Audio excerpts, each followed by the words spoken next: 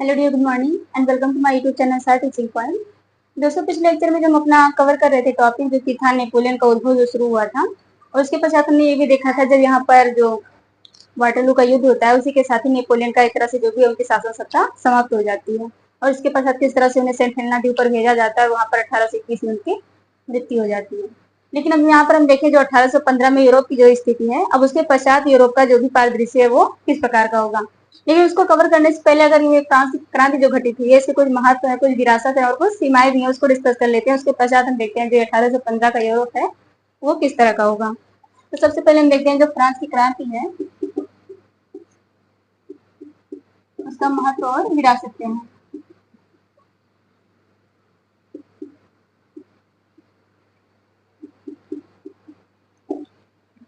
इसमें जो पहला है, आप देखेंगे जो एक उदारवादी विचारधारा थी उसका जो उद्भव है वो तो प्रबोधन काल से ही हो गया था, लेकिन अगर उसको गति और नई दिशा मिली है तो वो फ्रांस की क्रांति से मिली है। तो यहाँ पर एक हो जाएगा उदारवादी विचारधारा, जिसमें आता है हमारा प्रतिनिधित्मक सरकार,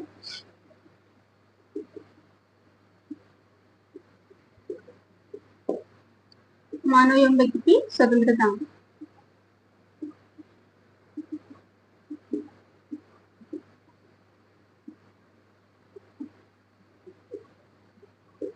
और इसी में हमारा जो मुक्त अर्थव्यवस्था एडम स्मिथ का वो भी आ जाएगा। ये था हमारा पहला जो इसकी विशेषता है। दूसरा हो जाएगा जो एक राष्ट्रवाद की भावना प्रबल हुई थी, यहाँ हो जाएगा राष्ट्रवाद को बल।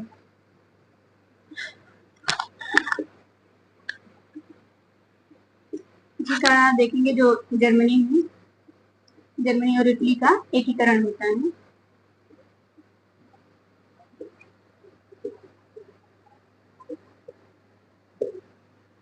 और तीसरा यहाँ पर जनता को जो है राजनीति में भागीदारी मिलती है। देखेंगे आप, इसके पहले जो फ्रांस की क्रांति हुई है, इसके पहले राजनीति में जनता को किसी प्रकार का कोई पार्टिसिपेशन नहीं था, तो यहाँ पर राजनीति में जनता को भागीदारी मिलती है।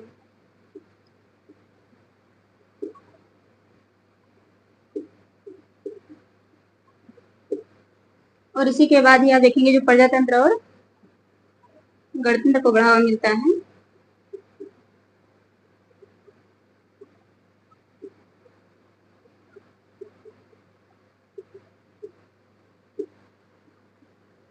और जो जैकोबियन का शासनकाल था तो उसके पश्चात से समाजवादी विचारधारा को भी प्रोत्साहन मिलता है। तो एक हो जाएगा हमारा जो जैकोबियन है।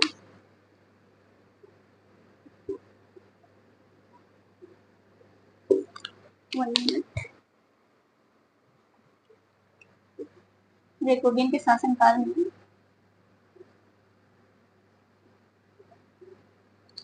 समाजवादी विचारधारा को प्रोत्साहन।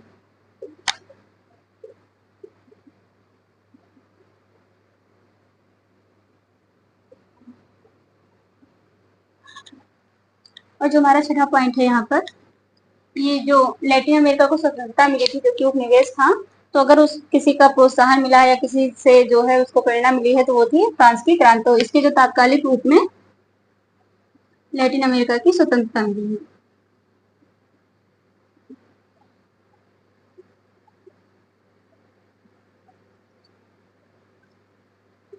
लैटिन अमेरिका जो उपनिवेश था वो स्वतंत्रता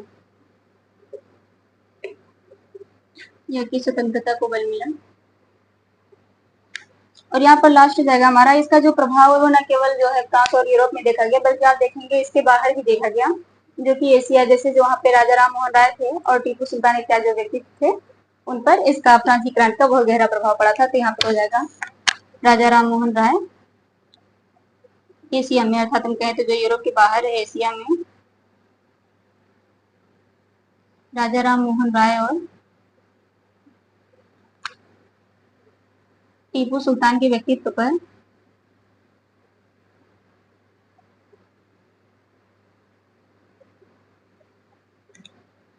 फ्रांस की क्रांति का प्रभाव।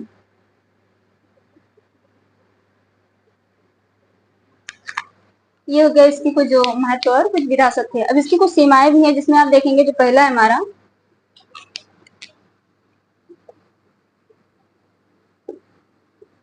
इसमें जैसे इसकी जो शुरुआत हुई है वो एक नारे के साथ हुई थी, समानता, स्वतंत्रता और बंधुत्व। समानता, स्वतंत्रता और बंधुत्व। लेकिन अगर इसे हम कहें कि ये लागू होने में कहाँ तक सफल रहा, तो आप देखेंगे जो निम्न वर्ग और महिलाओं को इससे वंचित ही रहना पड़ा, तो एक तरह से ये व्यवहार में जो है बहुत ही दूर रहा। और दूसरी जो इसकी सीमा है, यहाँ पर सार्वत्रिक मताधिकार की जगह सीमित मताधिकार को बढ़ावा दिया गया था। जैसे जो यहाँ पर आप देखेंगे जो 26 अगस्त जो हमने पीछे डिस्कस भी किया है, 1789 में व्यक्तियों पुरुष अधिकारों की घोषणा की गई थी, तो उसमें महिलाओं को कहीं न कहीं वंचित किया गया।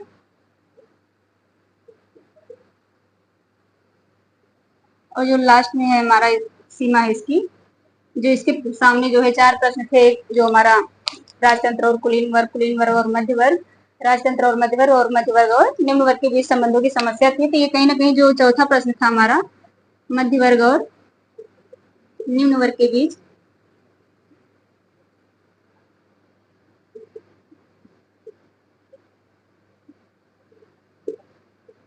संबंधों की जो समस्या थी, ये उसका उत्तर नहीं दे सका, अर्थात अनुत्तरित रहा। इसका जो उत्तर मिलेगा वो मिलेगा 1917 की जो रूस की बोल्शेविक क्रांति हुई थी, तो वहां पर इसका उत्तर मिलेगा। तो ये कुछ थी इसके जो महत्व थे और ये कुछ इसकी सीमाएं थी। अब इसके पश्चात हम देखें जो हमारा 1815 के पश्चात अब यूरोप की क्या दशा है, यहाँ पर हम उसको कंटिन्यू कर लेते हैं। अब यहाँ देखते हैं हम 1815 के पश्चात यूरोप।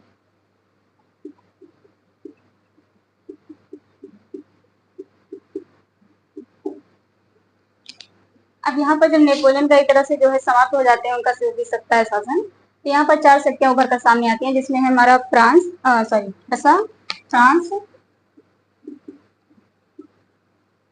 रूस, फ्रांस में ही तो नेपोलियन था, तो उसका एक तरह से जो है अंत किया गया है पूरा। तो ये प्रसा था, रूस था, ऑस्ट्रिया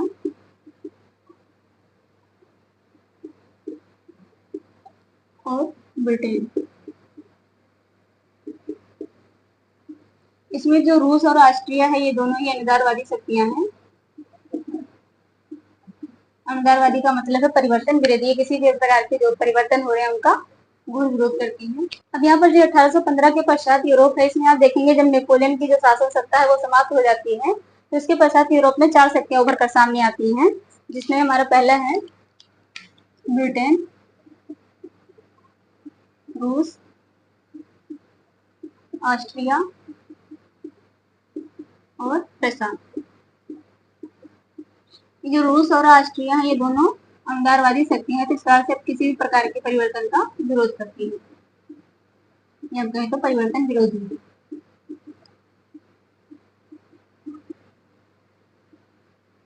अब जिस तरह से नेपोलियन ने पूरा एक बाद में तो आतंक मचा ही दिया था, स्टार्टिंग में तो उसे क्रांति का गुरुदूत कहा जाता है, लेकिन बाद में एक तरह से क्रांति का हत्यारा भी कहा जाता है। जिस तरह से उसने पूरे जो भूभाग थे उनको एक मिला दिया था, कहीं पर बिखेर दिया था, जिस तरह से किया था, तो पूरा फ्रांस का नक्शा ही बदल दिया था। तो इस कारण से इन्होंने मिलकर एक कांग्रेस का आयोजन किया, जिसे कहते हैं वियना कांग्रेस, जो कि 1815 में किया, 1815 में वियना कांग्रेस। इनका मुख्य एजेंडा यही था कि जो भी यहाँ पर बदलाव किए गए हैं सबको क्रांति पूर्व स्थिति में लाना। तो वियना कांग्रेस जो है इसका 3 एजेंडा था। पहला था यूरोप के मानचित्र को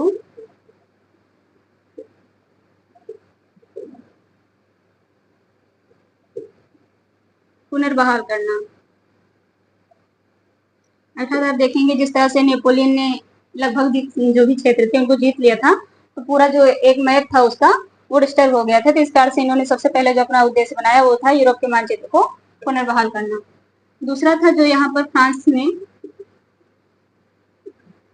रेडिकल विचारधाराएं जो उत्पन्न हुई थी,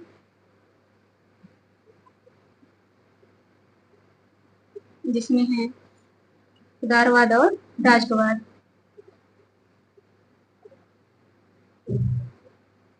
उदारवाद व राष्ट्रवाद, उसको जितना हो सके उतना दबा देना, अर्थात ताकि दोबारा कभी भी उभर न सके। ये रेडिकल विचारधाराओं से जो यहाँ पर आप देखेंगे जर्मनी में जो 200 छोटे छोटे राज्य थे, तो नेपोलियन ने उन सबको मिला करके उन्हें एक 16 बड़े राज्यों में तब्दील कर दिया था। तो इसी कारण से जो इनके अंदर एक भय था कि कहीं इनमें राष्ट्रवाद की चेतना ना आ जाए, इसी कारण से सबसे पहले तो ये इस विचारधारा को दबाना चाहते थे। और जो तीसरा है हमारा वो है शक्ति संतुलन को बनाए रखना।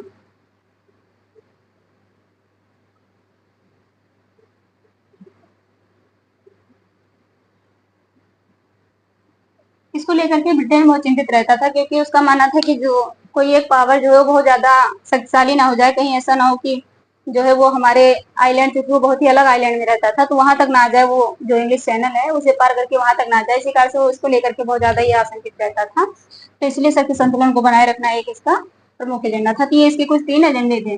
अब यहाँ पर जो यूरोप के मानचित्र को पुनर्बहाल करना है, तो इसके लिए उसने 2 विधियां अपनाई जो वियना कांग्रेस है। पहला है वैध वंश परंपरा पर बल,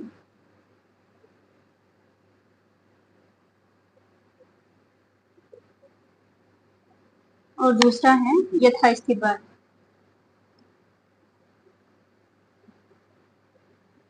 अब ये जो वैध वंश परंपरा पर बल है, ये है जैसे जो कोई क्षेत्र है और वहां पर यूरोप ने उसको अपने नियंत्रण में कर लिया था, तो सबसे पहले इन्होंने ये ढूंढा कि इस क्षेत्र पर जो है, जब नेपोलियन ने इस पर कब्जा नहीं किया था, तो इसका शासक कौन था। अगर वो अभी जीवित है या उसके जो भी घर परिवार में कोई भी उसका रिलेटिव जीवित है, तो उसे ला करके इस क्षेत्र में स्थापित करना। तो ये था इसका जो वैध वंश परंपरा पर बल था।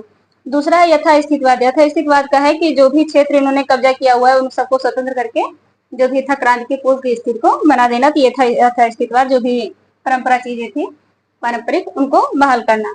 और दूसरा था फ्रांस में रेडिकल विचारधाराओं का दमन करना। इसमें आप देखेंगे जो जर्मनी और इटली है,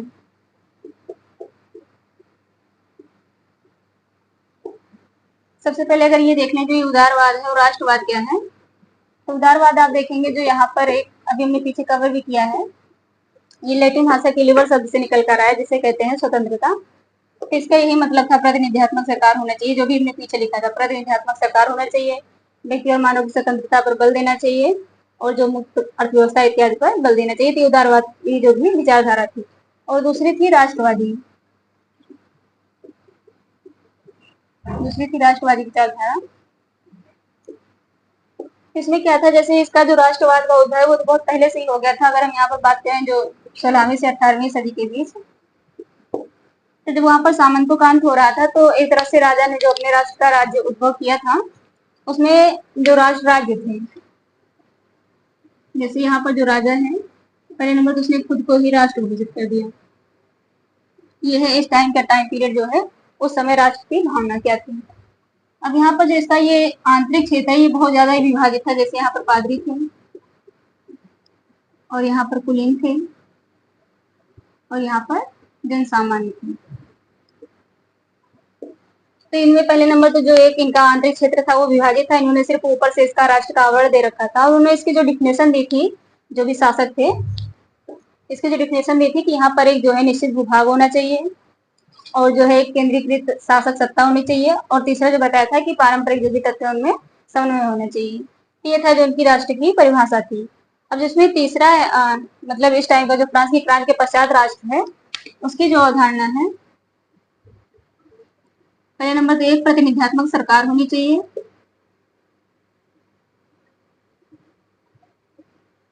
और दूसरा यहाँ पर अब किसी प्रकार का कोई विभाजन नहीं होगा। जो भी एक व्यक्ति है उसको कहा जाएगा, जो भी मतलब व्यक्ति है, अब उनको कोई अलग पहचान न देकर के नागरिक की पहचान दी गई। तो यहाँ पर अब इसे जो है जन स्वीकृति मिली, और एक तरह से ये जो राष्ट्र बना ये रूसों की जो सामान्य इच्छा की अवधारणा थी उस पर बना है।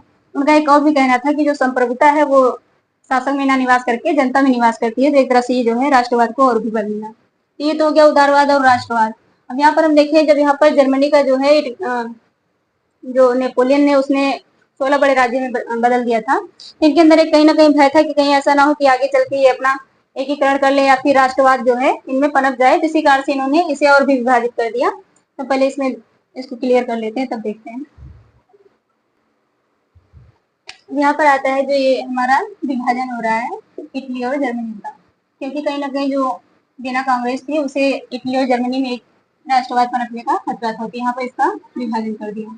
अब ये नेपोलियन ने 16 बड़े राज्यों को बनाया हुआ था यहाँ पर, उनको विभाजित करके 39 राज्य बना दिया। 39 राज्य यहाँ पर बना दिया और इन सब पर जो है यहाँ पर एक फ्रैंकफर्ट नामक संसद का गठन किया।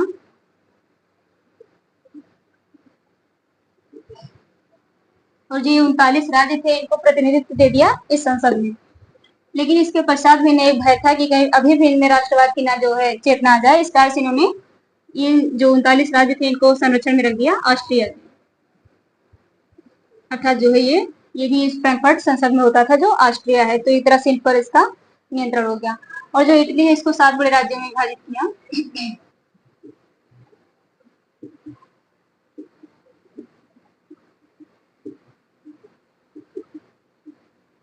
और जिसमें सबसे शक्तिशाली राज्य था वो था पिडमॉन्ट सर्डिनिया।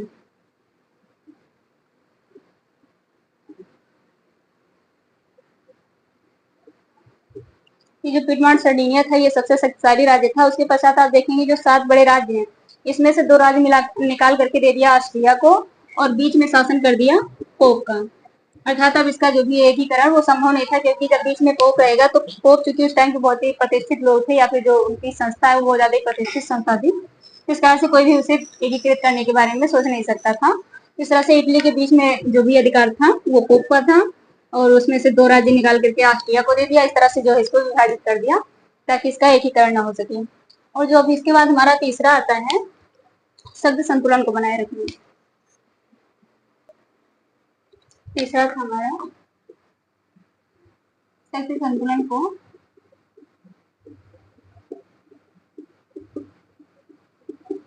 पुनर्बहाल कर ली, क्योंकि यूरोप ने फ्रांस ने जिस तरह से अपना उपभोग किया हुआ था तो वो बिगड़ चुका था। यहाँ पर है शक्ति संतुलन को पुनर्बहाल करना। इसके लिए सबसे पहले जिन्होंने काम किया, इसका जो पहले नंबर तो उद्देश्य था वो ये था कि फ्रांस को काउंटर किया जा सके और साथ ही जो इनका एक दूसरा भय था कि रूस को भी आगे नहीं बढ़ने देना चाहते थे, क्योंकि जिस समय नेपोलियन का एक तरह से अंत हुआ था उसी टाइम जो है रूस अपनी 3 लाख सेना लेकर के पहुंचा था फ्रांस के पेरिस में और वहां पर अपनी शक्ति का प्रदर्शन किया था। एक तरह से कहीं ना कहीं ये तो ऊपर से दिखाने के लिए कि हम फ्रांस को यहाँ पर नियंत्रित कर रहे हैं, लेकिन ये रूस को भी काउंटर करना चाहते थे। तो इस कारण से यहाँ पर शक्ति संतुलन को पुनर्बहाल करने के लिए सबसे पहले इन्होंने जो काम किया वो बेल्जियम और हॉलैंड को एक में मिलाकर नीदरलैंड बना दिया।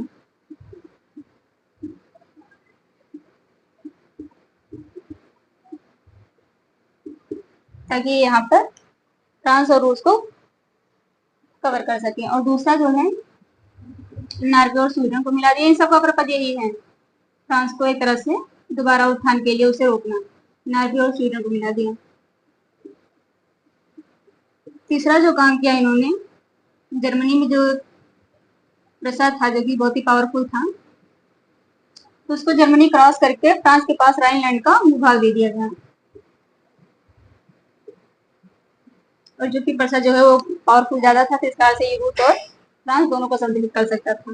ये जो राइनलैंड का भूभाग है इसी के कारण आप देखेंगे जो जर्मनी में सबसे पहले औद्योगिकरण शुरू होता है वो प्रसा में शुरू होता है, क्योंकि यहाँ पर जो भी संसाधन थे वो अधिक मात्रा में थे। और जो लास्ट काम यहाँ पर इन्होंने किया, जर्मनी और प्रसा को जो है अलग करके भूभाग दिया था राइनलैंड। और चौथा इसमें हमारा जो पीडमॉन्ट है जो कि इटली का पावरफुल था, पीडमॉन्ट को जिनेवा और ये जिनेवा नहीं है स्विट्जरलैंड वाला, ये जिनेवा है। जिनेवा और सार्डिनिया का क्षेत्र दे दिया पीडमॉन्ट को। एक तरह से ये भी फ्रांस को बैलेंस करने के लिए। ये कुछ जो भी इसके एजेंडा थे और इसके लिए उन्होंने क्या क्या कार्य किए ये यहाँ पर हमारा कंप्लीट होता है। अब इसके पश्चात यूरोप में क्या जो भी है स्थिति होती है उसको हम कवर करेंगे नेक्स्ट सेशन में। तब तक के लिए जय।